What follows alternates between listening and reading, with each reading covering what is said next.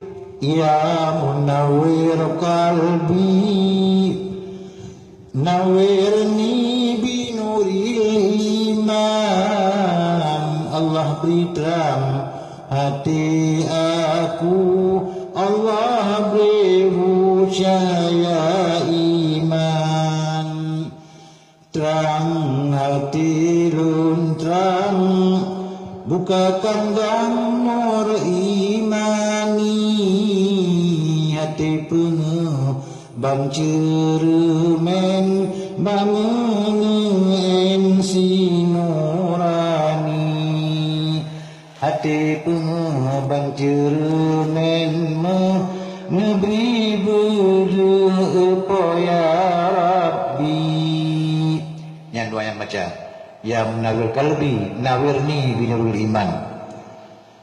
Neberi hati lan berpenuh, neberi berdekalan ilahi, neberi taufiq dengan ilham, belon fam dum hadis Nabi, neberi mufhum hadis sahih, hadis dhaif belum tukri, menancilam hadis pangule bajiti pele wahabi.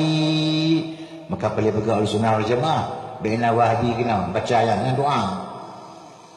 Ilmi fiqah neberi lon fam, beduh jalan dum kaul mahalli, kita mahalli sabasyarah manhaj fiqah Imam Nawawi alim fiqah, lam tamad dengan sufi, salah sidra waliullah mukasyafa alim rabbani. Nabi mufhum kitab tufah, kitab nihayah belum tukri, dua kitabnya cukup asah dalam sejarah mazhab Syafi'i. Menancilam Fathul Wahab, Munil Muhtar Akhatib Syarbini, kitab fiqah lam yang lain Fathul Mu'in Al-Malibari. Yang mengajar kita yang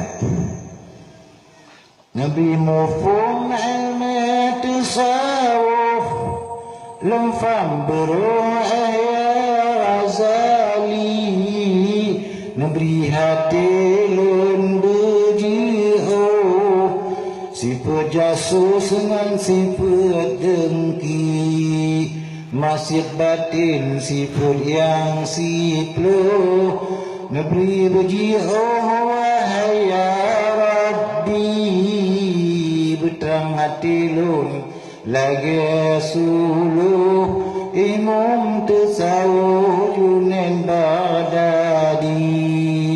Mencikut mandum kepada nama ulama, maka penghati ilmu tauhid neberi lun fam, beduh jalan tauhid Asy'ari, neberi lun fam kalimah taibah yang kagak surah lima turidi, menang cilam ilmu ma'rifah, mukasyafah dalam qalbi, jalan kerja awliya Allah, lam tariqa ulama sufi, neberi ji'uh yang bid'ah, faham syiah dan wahabi, jamaah tabligh kedih berjiput, Kedih ulaud hunang grohindi. Amin ya Allah, amin ya Rahman.